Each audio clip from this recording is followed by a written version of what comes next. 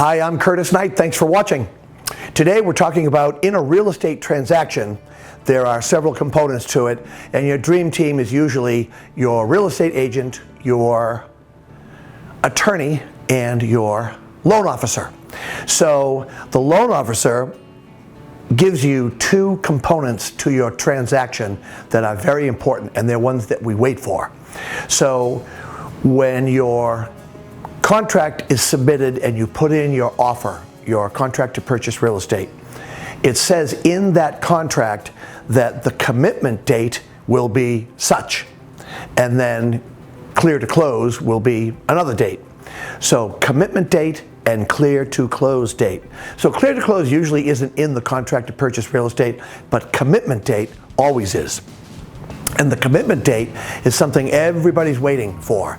The real estate agents, both the buyer agent and the seller agent, are like, come on, come on, come on. And the buyer is, come on, and the seller, come on, and the loan officer. And the reason is, the commitment date, that term that is written into the contract, in the buyer contract, when the buyer agent puts it together for the buyer, then sends it over, the buyer signs it, either digitally or wet sign with a wet ink pen, and then we send the offer over. It says the commitment date by which the buyer will have received a letter of commitment from the lender will be this date. So pulling one out of the air, to give you what feels like a real example, if today, what's today? Today's July 2. So let's say July 2, the offer is accepted. These days, closing is about, with I'd say the majority of transactions, it's about 30 days, give or take. Some are 15, some are 20, some are 35, some are 45. The average used to be 45 days. It has now gotten down to around 30 days. So commitment date is usually about 7 days before we sit down and have the closing. So everybody kind of knows that. When I say everybody, I'm talking about the real estate buyer agent, the real estate seller agent. Both of us know exactly what commitment date is, and the lender knows fully well what it is as well. So then we inform the buyer. They say you have to have your commitment on or before, so we're looking at July 2 right now as I'm making this video.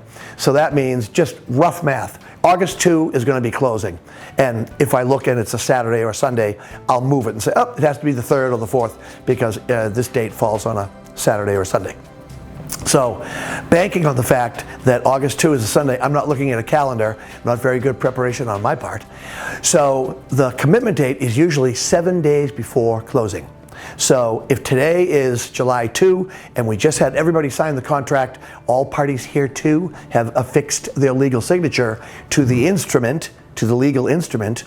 Now we look at it and it says closing date will be August 2, and commitment date, the date by which the lender has to send a letter over, and they usually do it attached to an email as a PDF document.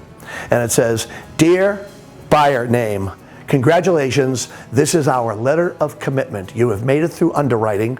Underwriting is another word for heavy-duty investigation to make sure you can pay your bills. You've made it through underwriting. We have completely checked you out. You have fulfilled almost every single benchmark, and we are hereby offering you this letter of commitment. And that means you're getting your loan. It doesn't always happen. Sometimes they say, we're very sorry, we found a few things that put you outside our ability to offer you a loan, so you don't get your loan.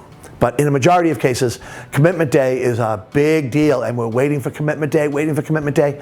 So in that commitment letter, it says this commitment letter is contingent on the following items, and then it will be hyphen, hyphen, hyphen, hyphen, and it will say, providing one more paycheck stub from where you work. Just little silly things. We need just these little teeny dot the I, cross the T's, and they're always basic little things, and it will say this commitment letter will be 100% valid once these things are taken care of. And then you have your little tiny bullet list with your hyphens. So you can get it done usually within an hour, and you send them over that extra paperwork that they're waiting for.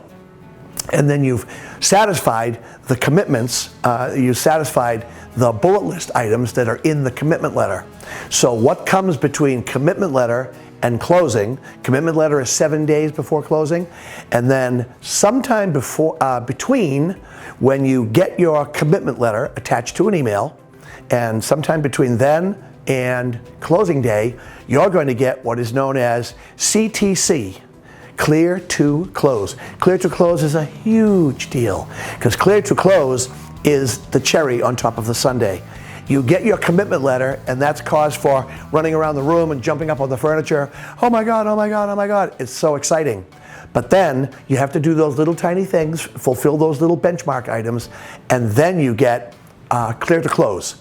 And the lender sends out an email to both attorneys, the buyer attorney, the seller attorney, and both agents, the buyer agent and the seller agent, and the buyer or buyers, and then the seller agent will forward it to the seller.